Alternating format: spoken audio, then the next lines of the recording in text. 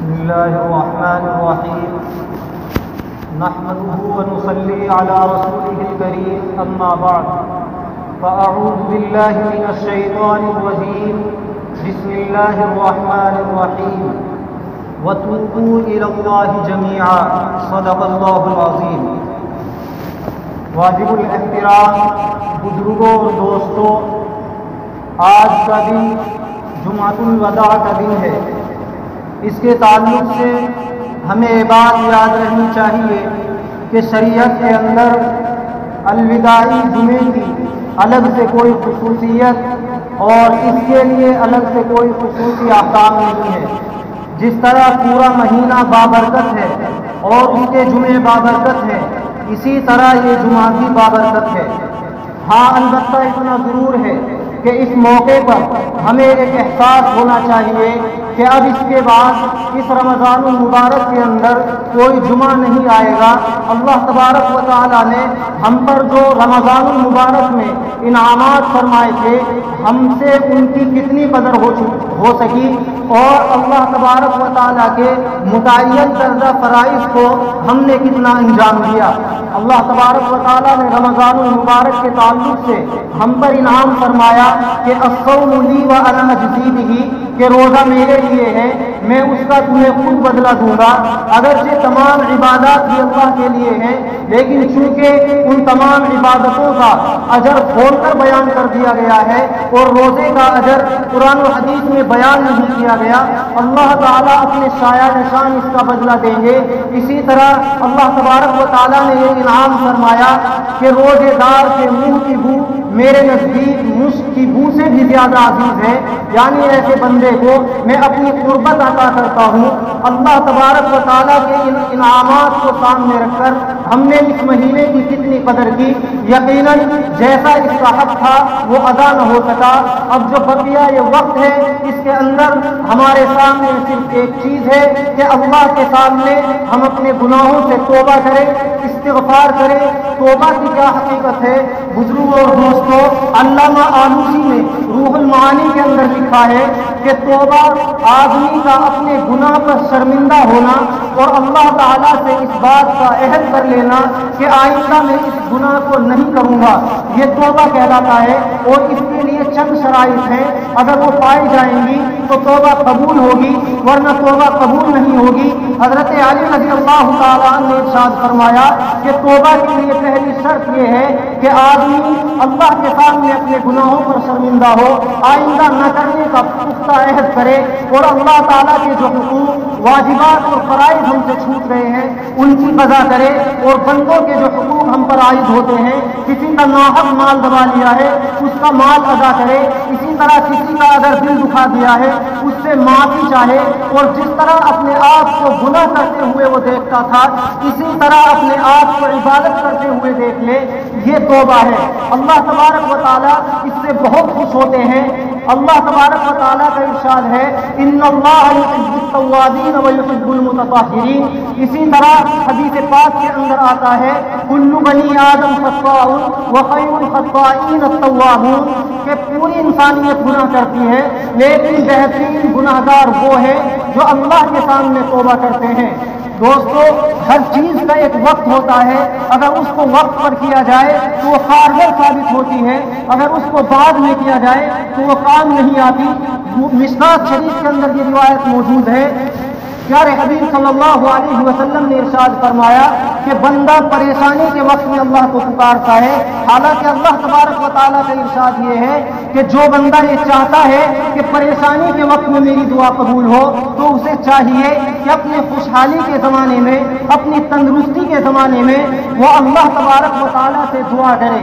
اسی طرح ایک روایت میں ہے کہ ایک وقت ایسا آنے والا ہے کہ لوگ اپنے صدقات اور اپنے زکوٰۃ کے مال کو لیے پھریں گے، لیکن کوئی اس کو قبول کرنے والا نہ ہوگا، بلکہ جس کے پاس وہ لے کر اس کو پہنچے گا وہ بندہ اس سے کہہ دے گا کہ اگر آپ اس سے پہلے اس کو لے کر آتے تو میں قبول کر لیتا، لیکن اللہ نے مجھے مالدار کر دیا ہے. دوستوں ہر چیز کا ایک وقت ہوتا ہے۔ اس کے تعلق سے ایک لطیفہ بیان کیا جاتا ہے کہ ایک شخص بیل خریدنے کے لیے چلا، راستے میں ایک دوسرے شخص نے اس سے پوچھا کہ بھائی کہاں کا ارادہ ہے؟ اس نے کہا کہ مجھے بیل خریدنا ہے۔ اس نے کہا کہ اللہ تبارک و تعالیٰ کے سامنے انشاءاللہ کہہ دو۔ تو اس نے کہا انشاءاللہ کی کیا ضرورت ہے، میری جیب میں پیسہ ہے، سامنے بیل ہے، میں اس کو لے کر آ جاؤں گا۔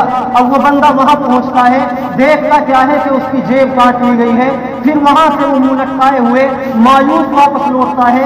اسی شخص سے ملاقات ہوتی ہے تو پھر وہ شخص اس سے اس کے حالات کو پوچھتا ہے تو وہ کہتا ہے کہ میں پیسے لے کر چلا تھا انشاءاللہ، جب وہاں پہنچا تو میں نے دیکھا انشاءاللہ میری جیب کٹ گئی انشاءاللہ، یعنی ہر بات میں انشاءاللہ لگا رہا ہے۔ تو وہ بندہ اس سے کہتا ہے کہ اگر تو اس کو وقت پر کر لیتا تو تجھے زیادہ کارگر ثابت ہوتا۔ اس لیے اب جو یہ وقت ہے ہمارے لیے توبہ کا وقت ہے، استغفار کا وقت ہے کہ جو ہم سے رمضان المبارک کی قدر نہ ہو سکی، اللہ تبارک و تعالی اس کو معاف فرمائے۔ اور رمضان المبارک میں ہمارے روزوں اور تراویحوں کے اندر جو کمی رہ گئی ہے اس کے لیے اللہ تبارک و تعالی نے ہمیں ایک آفر اور دیا ہے کہ ہم صدقۃ الفطر کو ادا کر کے اپنے ان تراویح اور روزوں کی کمی کو پورا کر سکتے ہیں۔ صدقۃ الفطر کیا ہے دوستوں؟ بالکل اسی طرح ہے جس طرح زکوٰۃ کا نصاب ہے، یعنی 52.5 تولے چاندی جس کا گرام کے حساب سے 612 گرام اور 360 ملی گرام، اسی طرح 7.5 تولہ سونا گرام کے اعتبار سے 87 گرام 430 ملی گرام۔ اگر اتنا کسی کے پاس سونا یا چاندی ہے یا اتنی مقدار میں اس کے پاس اس کی ضرورت سے زائد مال ہے، وہ تجارت کا مال ہو یا اسی طرح پلاٹ وغیرہ جو لے کر خریدنے کے لیے اس نے رکھ رکھے ہیں، اور بھی جو اس کی ضرورت سے زائد سامان ہے، خواہ وہ کپڑا ہو کچھ بھی ہو، اگر 1 سال اس پر گزر جائے تو زکوٰۃ فرض ہے۔ اور صدقہ بھی اسی طرح ہے، لیکن صدقۃ الفطر کے اندر سال کا گزرنا ضروری نہیں ہے۔ اگر اتنا مال کسی کے پاس پایا جا رہا ہے تو عید کے دن طلوع فجر کے وقت یعنی سحری کا وقت ختم ہوتے ہی اس پر صدقۃ الفطر واجب ہے، اور عید کی نماز سے پہلے ادا کرنا یہ سنت ہے، کیونکہ صدقۃ الفطر یہ غریبوں کی عید ہے۔ امیر لوگ تو اپنی عید منا لیں گے، خوشیاں منا لیں گے، اللہ تبارک و تعالیٰ نے غریبوں کا خیال یہ رکھا ہے کہ امیروں کے مال سے ان کو دلوایا جائے۔ اسی طرح اللہ تعالیٰ کے شکرانے کے طور پر بھی ہے، اور بہت ممکن ہے کہ کل عید ہو جائے، تو اس کے تعلق سے بھی ہمیں یہ احکام سامنے رکھنے چاہیے کہ عید میں غسل کرنا، خوشبو لگانا، مسواک کرنا، اسی طرح اچھے کپڑے پہننا یہ سنت ہے، اور عید کی نماز یہ واجب ہے۔ اسی طرح عید کی نماز کو عیدگاہ کے اندر پڑھنے کا اہتمام ہونا چاہیے، کیونکہ اللہ تبارک و تعالیٰ کے پیارے حبیب صلی اللہ علیہ وسلم نے اپنی پوری زندگی بغیر کسی عذر کے کبھی بھی عیدگاہ کے علاوہ نماز عید ادا نہیں کی۔ حالانکہ مسجد نبوی کے اندر ایک نماز کا ثواب 50,000 نمازوں کے ثواب کے برابر ہوتا ہے، پھر بھی پیارے نبی صلی اللہ علیہ وسلم نے عیدگاہ کے اندر ہی نماز عید ادا کی۔ تو صدقۃ الفطر ادا کرنا ہے، اور یہ نماز عید سے پہلے ادا کرنا ہے، اور یہ ہر شخص پر واجب ہوگا جس پر زکوٰۃ واجب ہوتی ہے۔ اور اس کے مصارف کیا ہیں؟ جو زکوٰۃ کے مصارف ہیں وہی اس کے مصارف ہیں۔ قرآن کریم میں سورہ توبہ آیت نمبر 60 میں اللہ تبارک و تعالیٰ نے ارشاد فرمایا انما الصدقات للفقراء والمساکین والعاملین علیہا والمؤلفۃ قلوبہم وفی الرقاب والغارمین وفی سبیل اللہ وابن السبیل، کہ زکوٰۃ اور صدقات فقراء کے لیے ہیں، یعنی ان لوگوں کے لیے ہے کہ جن کے پاس نصاب کے برابر مال نہ ہو۔ اسی طرح والمساکین مسکینوں کے لیے ہے جن کے پاس ایک دن کے کھانے کا بھی انتظام نہ ہو۔ اسی طرح جو زکوٰۃ کو وصول کرنے پر مقرر ہوتے ہیں ان عاملین کے لیے ہے، والغارمین اور جو قرض کے بوجھ میں دبے ہوئے ہیں ان کے لیے ہے۔ اسی طرح وفی الرقاب گردن چھڑانے میں ہے، اور وفی سبیل اللہ اللہ کے راستے میں اگر کوئی جہاد کرنا چاہتا ہے اس کے پاس اسباب اور آلات نہیں ہے تو وہاں بھی صدقات اور زکوٰۃ کے پیسے سے اس کی مدد کی جا سکتی ہے۔ اسی طرح وفی سبیل اللہ کے اندر مدارس آتے ہیں، مدارس میں زکوٰۃ اور صدقات کی ادائیگی سے ڈبل اجر ملتا ہے، ایک تو دین کی اشاعت کا، دوسرے زکوٰۃ اور صدقات کی ادائیگی کا۔ اسی طرح وابن السبیل، جو مسافر گھر کے اعتبار سے مالدار ہو لیکن راستے میں وہ غریب ہو جائے تو اس کو بھی صدقۃ الفطر اسی طرح زکوٰۃ کا مال دیا جا سکتا ہے۔ اور زکوٰۃ کا مال دینے میں احتیاط رہے کہ وہ فقیر ہی کو دیا جائے گا، مسلمان کو ہی دیا جائے گا، کسی غیر مسلم کو نہیں دیا جا سکتا۔ اسی طرح کسی سید گھرانے سے یا کسی ہاشمی گھرانے کے لوگوں کو نہیں دیا جا سکتا، کیونکہ ان کو زکوٰۃ کے صدقات دینے سے اس کی ادائیگی نہیں ہوگی، کیونکہ زکوٰۃ اور صدقات یہ مسلمانوں کے مال کا میل کچیل ہوتا ہے۔ اسی لیے حدیث کے اندر یہ ممانعت آئی ہے۔ اگر ہم ان لوگوں کی مدد ہی کرنا چاہتے ہیں تو یہ مدد ان کو ہدیہ تحفہ دے کر کی جائے گی۔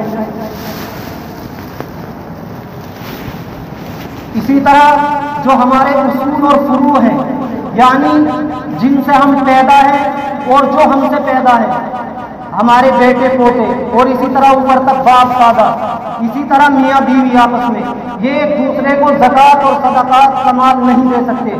اس کے علاوہ جتنے بھی رشتے دار ہیں اگر وہ مستحق ہیں تو ان کو زکوٰۃ اور صدقات کا مال دیا جا سکتا ہے، اور ان کو زکوٰۃ اور صدقات کا مال دینے میں بھی ڈبل اجر ہے، ایک رشتے داری جوڑنے کا، دوسرے صدقات اور زکوٰۃ کی ادائیگی کا۔ دوستو، عید کے تعلق سے ایک طویل روایت ہے۔ حضرت ابن عباس رضی اللہ تعالیٰ عنہ ارشاد فرماتے ہیں کہ جب عید کی رات آتی ہے، یعنی چاند رات جس کو ہم کہتے ہیں، تو اس کا نام لیلۃ الجائزہ یعنی انعام کی رات رکھا جاتا ہے۔ پھر عید کی صبح میں اللہ تبارک و تعالیٰ اپنے معصوم فرشتوں کو زمین پر بھیج دیتے ہیں، اور شہر کی گلی کوچوں میں وہ فرشتے کھڑے ہو جاتے ہیں اور امت محمدیہ کو پکار کر کہتے ہیں، اگرچہ وہ پکار ہمیں سنائی نہیں دیتی لیکن چونکہ یہ حدیث میں بتلا دیا گیا، بس ہمیں اس پر یقین کر لینا چاہیے، اور وہ اعلان کرتے ہیں کہ ہے کوئی جو اللہ تعالیٰ سے مغفرت طلب کرے، ہے کوئی جو اللہ تعالیٰ سے مانگے، کیونکہ اللہ تبارک و تعالیٰ بہت عطا کرنے والے ہیں، اللہ تبارک و تعالیٰ بڑی مغفرت کرنے والے ہیں۔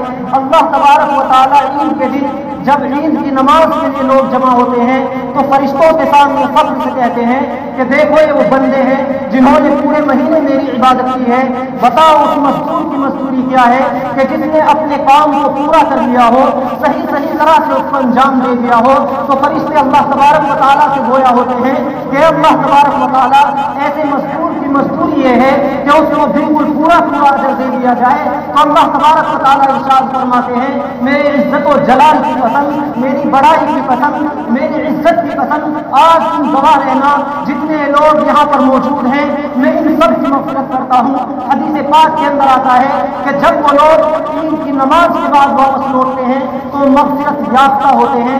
فرشتہ عید کے دن اللہ تبارک و تعالیٰ کے اس منظر کو دیکھتا ہے اور تمام فرشتے رش کرنے لگتے ہیں۔ اسی طرح شیطان بھی چلا چلا کر عید کے دن روتا ہے، اور اس کے جو چیلے چپاٹے ہیں اس کے ارد گرد جمع ہو جاتے ہیں کہ آقا آپ کو کیا ہوا، آپ اتنے پریشان کیوں ہیں، آپ کا دل اتنا کیوں دہلا ہوا ہے، آپ کیوں رو رہے ہیں؟ تو وہ کہتا ہے کہ میں مایوس اس لیے ہوں کہ اللہ تبارک و تعالیٰ نے ان بندوں کو مغفرت فرما دی اور ان بندوں کو بخش دیا۔ تو اس کے چیلے چپاٹے کہتے ہیں کہ آپ ہمیں کوئی حکم دیجیے۔ تو شیطان انہیں حکم دیتا ہے کہ آج کے لیے اتنا کافی ہے کہ آپ نے نفسانی اور شہوانی لذتوں میں مبتلا کر دو۔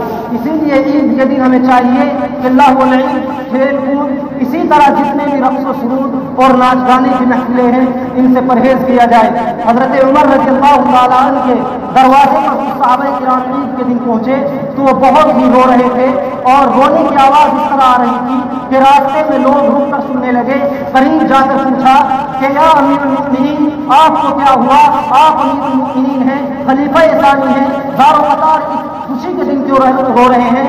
تو حضرت عمر رضی اللہ تعالیٰ عنہ نے ارشاد فرمایا، ھذا یوم العید وھذا یوم الوعید، کہ عید کا بھی دن ہے، یہ وعید کا بھی دن ہے۔ ان لوگوں کے لیے خوشی کا دن ہے جن کے روزے اور تراویح قبول ہو گئی، اور ان لوگوں کے لیے وعید کا دن ہے کہ جن کے روزے اور تراویح قبول نہیں کیے گئے۔ اس لیے مجھے معلوم نہیں کہ میں کن لوگوں میں سے ہوں۔ حضرت عمر رضی اللہ تعالیٰ عنہ جو خلیفہ ثانی ہیں، جن کو دنیا کے اندر ہی جنت کی بشارت ملی، ان کا یہ حال ہے، اس لیے ہمیں بھی اپنے اوپر غور کرنا چاہیے۔ وآخر دعوانا